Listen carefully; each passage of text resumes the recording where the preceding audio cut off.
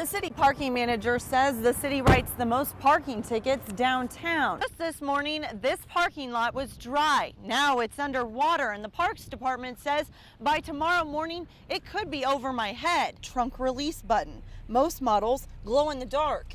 You can then signal for help or even escape. We're inside the training facility. This is a simulated living room. These flames are nearly 300 degrees Fahrenheit. The 16-year-old tells me she was crossing the street here at 38th and T. She passed by the guy and kept walking. But when she turned around, he was following her. He grabbed her purse, and that's when she punched him. The owner of this business tells me the crook climbed on this planter. He then reached up and cut the wires. But what he didn't realize, he was caught on camera. Earlier this evening, the front drive had completely been underwater. The front drive was closed off. Cars couldn't get in or out, so they had to shut down the airport. He says he grabbed a drink out of the cooler, but before he could even get to the cash register, the car was already gone. These firefighters are trekking in full gear. It weighs more than 100 pounds. It's similar to the gear those firefighters on 9/11 wore in the tower. It's a strain on their body, and already they're only halfway through. Tell me, how are you feeling right now? This whole container was full of copper wire. They say he was using a crowbar to fish the copper wire from a 2-inch slit on top of the container. The Iowa State Patrol tells me construction crews were working on the road when they hit a sinkhole. It caused an accident. Now all lanes are closed. She attempts to break a world record. It's been just over 9 hours so far. Judy. The manager here at Bauer Built Tires says the crooks got through this fence. They tried to cut open this lock, but couldn't. Instead, they cut the chain. Here's a link that they left behind. They then pushed open the fence, drove their truck right through, and had free access to all the tires. I think they kind of cased us, knew what they were looking for, waited for the right time to do it. Manager Steve Quinn says the crooks came at night. They stole nearly $100,000 worth of tires from his lot, all of which were brand new. I'm impressed with how well they did it. You know, I mean, they knew what they were looking for. We have a couple different types of tires here. They didn't take a certain type of tire, a retreaded tire. They didn't take them. He says the retreaded tires have a serial number, making them easy to trace. I walked right by them in the dark in our containers. It was very hard to see, so they only took new tires. So they had a pretty good idea what they were looking for. He says the crooks busted the locks off 8 of these shipping containers. The doors are extremely heavy to open, and once they got inside, they stole all the tires that were along this wall. And it wasn't easy. He says each of these semi-truck tires weighs more than 100 pounds. It would take 3 men to lift it. They're very heavy, and they're awkward, and they're hard to pick up, and they had to get them all up in a truck. And you have to get them in a truck in some sort of organizational fashion so you get a lot in there.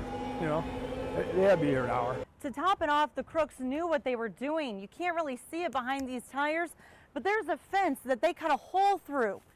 They just cut the chains, wound it back, giving the crooks a chance to get away in case the cops show up. The manager says he's willing to pay a reward to anyone with information. Reporting in Omaha, Melina Matthes, Fox 42 News. They say safety is their #1 goal.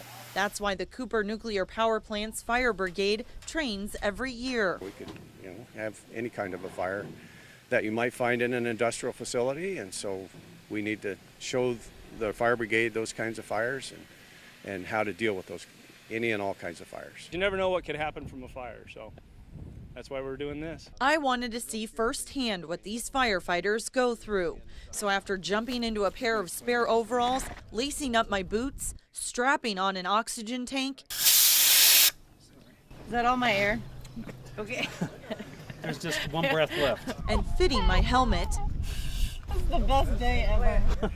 I was ready to come face to face with the flames. Kicking the door open, crawling toward the flames above. I was surrounded by fire. When you're in the room and there's a fire going, stay low, attack the fire, make sure it's out. There's times when it gets a little edgy in there, so you just gotta stay calm and stay with your partner. With the touch of a button, the captain creates more flames. We're inside the training facility. This is a simulated living room. These flames are nearly 300 degrees Fahrenheit. The adrenaline gets going a little bit once they send you in. So you just got to try and maintain it, keep yourself under control. After putting out the flames, the firefighters head for the door, stopping when they see a victim lying on the ground. Their only goal, getting them to safety. That's why we do what we do. Training to save lives when the heat is on. Melina Matthes, Fox 42 News. The owner of the storage units tells me the crook parked on the other side of this fence. He then cut a hole and crawled through, stealing items from several units. What's worse is several patrons at the bar behind me saw him coming and going, but they didn't know what he was up to. It's very frustrating to us and to them because about 6 people from that bar, including the owner, have storage units over here. And for them to see how they were open at the time this was getting robbed on a Sunday night at 7 o'clock is very frustrating.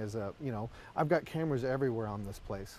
Kozel says over the years he spent thousands of dollars in security equipment, but the thief didn't care. He knew he was caught on camera, and he still spent over 2 hours going through these units. Police say the man broke into 13 different units at Cozy Storage. Facility owner Joe Kozel says the thief knew what he was doing. He had a set of bolt cutters and only cut the small locks. All the locks that were cut were locks like these that he could use a bolt cutter with. The locks that were like this, they didn't even touch these locks because a bolt cutter can't cut these. To pour salt in the wound, the crook then ditched the locks in plain sight. He tried to bury the locks under here. But what the thief didn't realize, one of the units he broke into belongs to former police officer Bob Smith. Everybody uses the word violated, so I guess that's a good generic term for it. Smith says the crook will be caught, and he has a warning for anyone that knows him. We'll put it this way, a thief is a thief. And when it gets to a certain point, they're going to steal from their buddies, their moms, their dads, their brothers, their sisters. Because to them, their values at that point are shot. I don't know what possibly could be going through someone's head. It happened at 7 o'clock on a Sunday night. What kind of a family life do you have to spend your weekend doing thieving, stealing from people? Very frustrating. He only recommends using this type of lock on your storage units. And while all the items the crook stole were small, the owners say they were prized possessions that they want back. They encourage anyone with information to turn the guy in. Reporting from near 60th and Hartman, Melina Matthes, Fox 42 News. People all over Nebraska and Iowa are cleaning up after storms blew through on Mother's Day. Many found shelter in their cellars, but one man says that's not always that safe. If the door isn't quality approved, it won't withstand the impacts. And oftentimes it actually gets sucked right off. And if you're close to it, you're part of that suction that comes out of the shelter. This storm shelter offers near absolute protection in an EF5 tornado. The door weighs 450 pounds.